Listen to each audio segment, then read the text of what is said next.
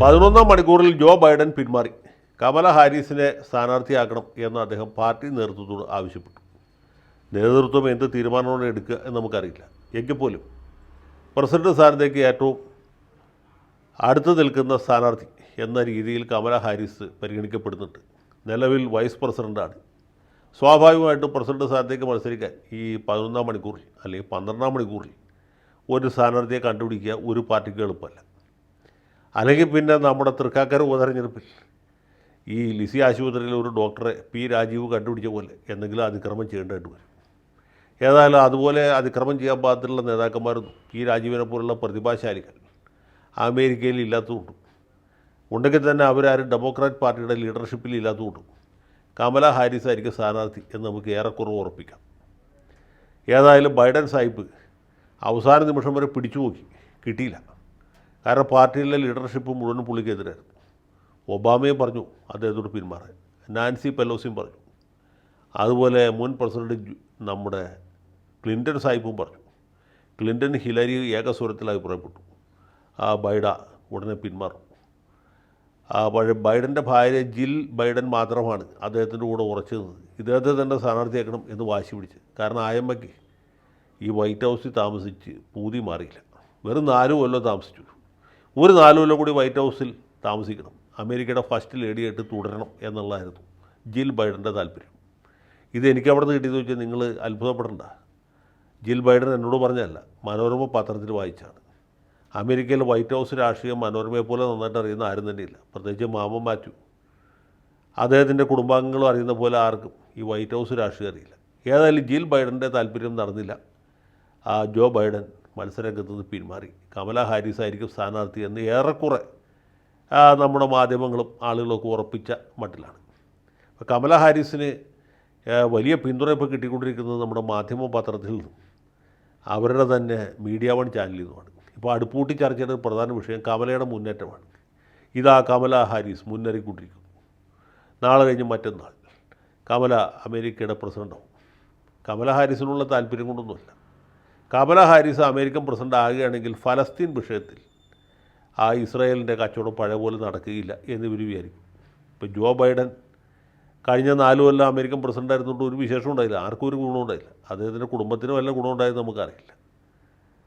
ട്രംപിൻ്റെ ഭരണകാലത്ത് ഇല്ലാതിരുന്ന പല പ്രശ്നങ്ങളും ഇദ്ദേഹത്തിൻ്റെ ഭരണകാലത്തുണ്ടായി. ഇപ്പോൾ യുക്രൈനുമായിട്ടുള്ള റഷ്യയുടെ യുദ്ധം, യുക്രൈനെ അമേരിക്ക സഹായിക്കുമെന്നാണ് അമേരിക്കക്കാരും ഉൾപ്പെടെ വിചാരിച്ചത്. പക്ഷേ യാതൊരു സഹായവും ചെയ്തില്ല. അമേരിക്കയുടെ കൈയും യുക്രൈൻ്റെ പുറവും തമ്മിലായി മത്സരം. അതുപോലെ തന്നെ ഈ അമേരിക്കയുടെ എന്തെങ്കിലും ഒരു ചെറിയ സഹായം കിട്ടും, അല്ലെങ്കിൽ പഴയ പോലെ സഹായം ഇസ്രായേലിന് കിട്ടില്ല എന്ന് വിചാരിച്ചിട്ടാണ് ഹമാസ് ഒക്ടോബർ 7-ാം തീയതി ഗുണ്ടായുസത്തിന് പുറപ്പെട്ടു. അവസാനം എന്ത് പറ്റിയെന്ന് വെച്ചാൽ ഇവിടുത്തെ ജമാഅത്തെ ഇസ്ലാമിക്കാർക്ക് മാത്രം സന്തോഷമുണ്ടായിരുന്നു. ഈ ഇസ്രായേലിൻ്റെ ഡെപ്പോസിറ്റ് ഇങ്ങനെ കൂടിക്കൊണ്ടേ ഇരിക്കുകയാണ്. 39,000-ൽ പരം ആളുകൾ മരിച്ചു, 40,000-ഓട് അടുക്കുകയാണ്.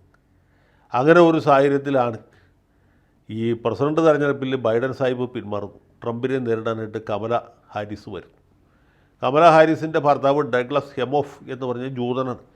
എന്നാൽ പോലും മാധ്യമത്തിന് പ്രതീക്ഷയുണ്ട്, എന്നാൽ പോലും മീഡിയ വണ്ണിന് പ്രത്യാശയുണ്ട്. എന്ത്, ഈ ബൈഡനേക്കാൾ ഭേദമായിരിക്കും, ട്രംപിനേക്കാൾ ഏത് നിലയ്ക്കും ഭേദമായിരിക്കും കമല ഹാരിസ്.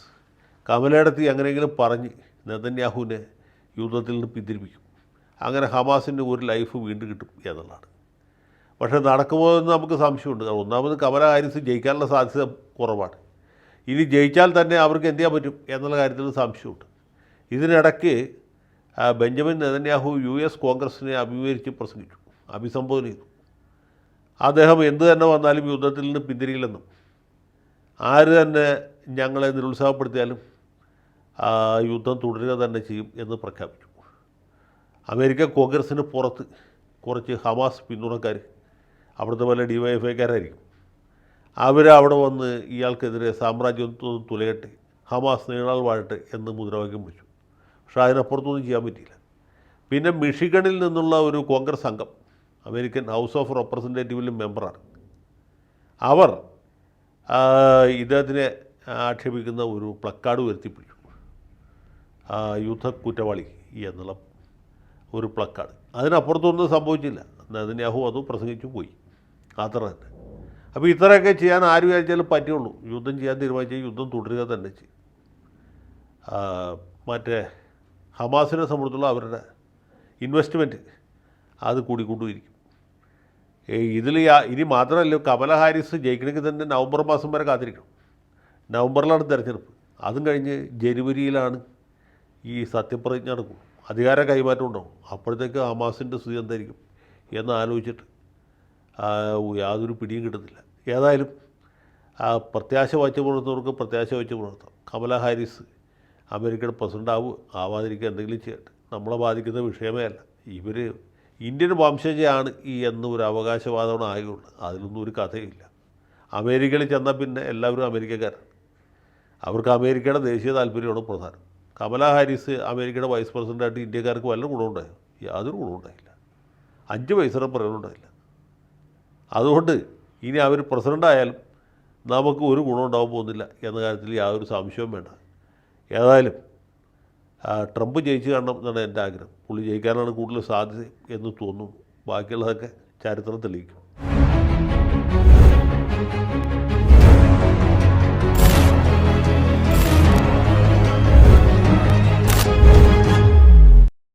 കൂടുതൽ വാർത്തകളും വിശേഷങ്ങളും നിങ്ങളിലേക്ക് എത്താൻ ABC മലയാളം സബ്സ്ക്രൈബ് ചെയ്യുക, ബെൽ ബട്ടണും അമർത്തുക.